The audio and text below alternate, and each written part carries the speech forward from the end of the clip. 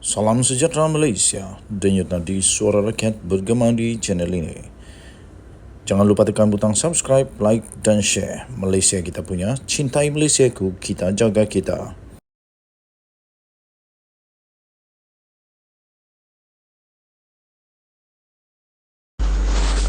Salam sejahtera Malaysia, denyut nadi suara rakyat bergema di channel ini. Berita terkini yang amat mengejutkan. Daripada hmetro.com.my, penjawat awam ditahan terima rasuah RM45,000 Malaysia. Berita penuh, Kota Baru. Suruhanjaya Pencegahan Rasuah Malaysia (SPRM) Kelantan menahan seorang penjawat awam pada hari ini kerana telah disyaki telah meminta dan telah menerima rasuah iaitu kira-kira RM45,000 Malaysia sebagai balasan untuk melantik sebuah syarikat pembekal untuk satu program di bawah sebuah jabatan kerajaan di negeri ini. Lelaki yang berusia lingkungan 30-an itu ditahan pada kira-kira jam 9.45 pagi di pejabat SPRM Kelantan ketika hadir memberi keterangan. Menurut sumber, suspek yang bertugas di sebuah jabatan kerajaan itu dipercayai telah menerima wang rasuah kira-kira RM45,000 daripada individu itu. Suspek juga dipercayai meniru tanda tangan seorang pegawai wanita bagi meluluskan surat pelantikan sebagai pembekal yang bertujuan untuk memperdayakan pemilik syarikat berkenaan untuk membayar wang rasuah yang diminta, katanya menerusi satu kenyataan pada hari ini. Sementara itu, pengarah SPRM Negeri Kelantan iaitu Rosli Hussain ketika dihubungi telah mengesahkan tangkapan itu dan kes itu disiasat mengikut Seksyen 17(a) Akta SPRM 2009. Denyut nadi suara rakyat bergema di channel ini. Jangan lupa untuk tekan butang subscribe, like dan share. Malaysia kita punya, cintai Malaysiaku, kita jaga kita. Kita jumpa lagi. Selamat malam Malaysia. Bye-bye. Salam sejahtera Malaysia, denyut nadi suara rakyat bergema di channel ini. Zahid masih disiasat SPRM. Ini jawapan daripada Ketua Pesuruhjaya SPRM Negara Malaysia, Azam Baki.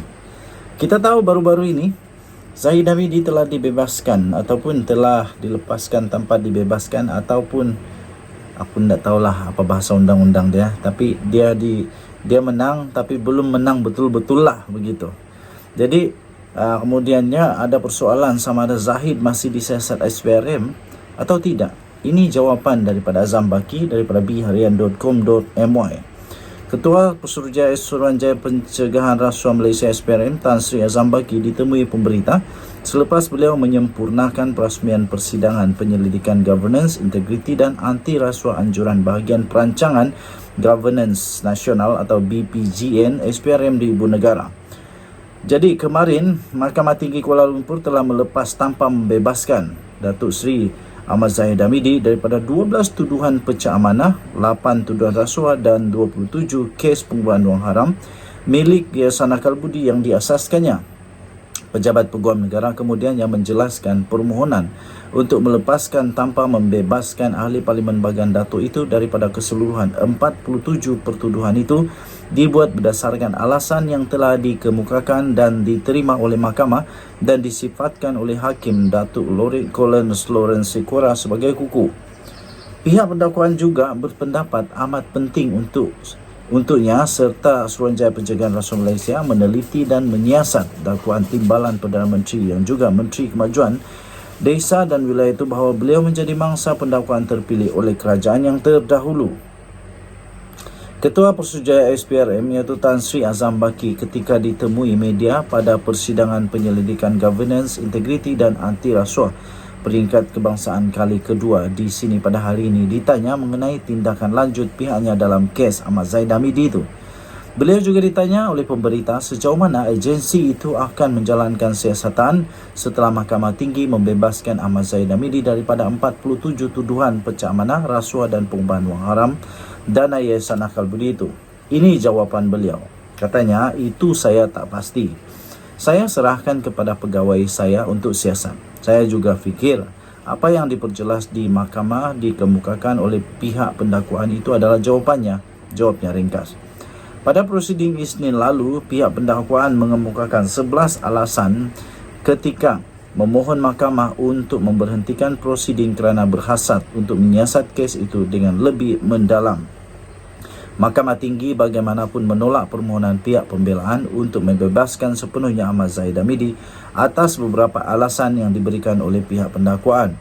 Ia termasuklah terdapat keperluan untuk menyiasat tuduhan dengan lebih lanjut dan alasan penubuhan RCI bagi menyiasat kandungan buku My Story Justice in the Wilderness oleh bekas Peguam Negara Tan Sri Tommy Thomas, terutama berkaitan dakwaan ada pendakwaan terpilih. Okey, so jawapan daripada Azam Baki ialah dia kata, itu saya tak pasti. Saya serahkan kepada pegawai saya untuk siasat. Saya juga fikir apa yang diperjelas di mahkamah dikemukakan oleh pihak pendakwaan itu adalah jawapannya. Kata Azam Baki secara ringkas. Okey, so kita harap semoga semua rakyat Malaysia dapat bertenang dan kita terima keputusan daripada mahkamah. Tetapi kalau ada siasatan lebih lanjut, kita serahkan sepenuhnya kepada Perundangan Negara Malaysia. Dan tadi Suara Rakyat bergema di channel ini. Jangan lupa tekan butang subscribe, like dan share. Bye-bye. Salam sejahtera Malaysia. Denyut nadi Suara Rakyat bergema di channel ini. Baru-baru ini ada satu isu yang cukup panas, cukup memeranjatkan, iaitu tiba-tiba Muhyiddin Yassin terkena jangkitan kepada pengeluaran fatwa. Baru-baru ini beliau dikatakan telah mengeluarkan fatwa. Saya tak tahulah sama ada sengaja atau tak sengaja, tapi dia telah berkata haram undi Pakatan Harapan. Akhirnya polis membuat keputusan akan memanggil Muhyiddin Yassin berhubung isu fatwa haram undi Pakatan Harapan. Polis akan mengambil keterangan pengerusi Perikatan Nasional PN iaitu Muhyiddin Yassin berhubung kenyataannya bahawa adalah haram untuk mengundi calon Pakatan Harapan PH dalam pilihan raya kecil PRK Pulai. Dalam satu kenyataan malam tadi, Ketua Jabatan Siasatan Jenayah Bukit Aman, Muhammad Suhaili Muhammad Zain berkata, polis telah menerima 2 laporan polis berhubung ucapan bekas Perdana Menteri itu pada 2 September. Kata Muhammad Suhaili, polis akan merakam keterangan Muhyiddin Yassin pada 11 September di pejabatnya di Kuala Lumpur. Semasa ceramah di Kempas, Muhyiddin Yassin mengisytiharkan adalah haram untuk mengundi calon PH Pulai Suhaizan Kayat sambil merujuk kepada penegasannya sebagai fatwa. Ketua Pemuda Pulai Amanah Muhammad Harid Hambali akhirnya bertindak membalas dengan membuat laporan polis terhadap Muhyiddin Yassin. Katanya ia adalah ucapan radikal dan sesuatunya yang sepatutnya tidak berlaku di Pulai, katanya. Namanya lagi apa yang diperkatakan juga boleh mengelirukan pengundi, katanya. Sementara itu Suhaili berkata polis telah menyelesaikan siasatan terhadap ucapan Presiden PAS Abdul Hadi Awang yang didakwa mempersoalkan kuasa lembaga pengampunan. Kata siasatan itu akan dirujuk kepada Jabatan Peguam Negara tidak lama lagi untuk tindakan selanjutnya. Dalam ucapan pada 26 Ogos yang lalu itu, Hadi Awang didakwa berkata proses pemberian pengampunan di Malaysia bertentangan dengan ajaran Islam, di mana sepatutnya keluarga mangsa yang berhak untuk memberi pengampunan dan bukannya lembaga pengampunan.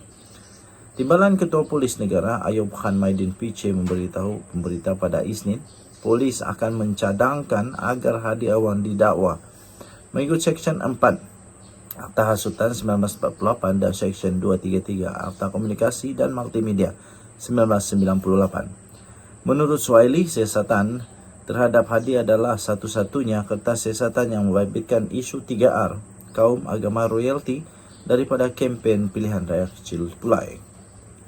Okey, tuan-tuan dan puan-puan yang dihormati sekalian, saya pun tidak pasti kenapa Muhyiddin keluarkan fatwa itu.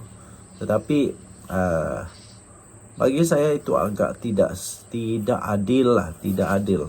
Mana mungkin mana mungkin boleh terus tiba-tiba saja membuat andaian menghakimi manusia itu haram. Dan haram itu kalau mengundi, kalau hukumnya haram itu dosa besar, boleh masuk neraka tu. Jadi mana mungkin manusia boleh menghakimi manusia untuk halal haram dan surga neraka. Tak boleh.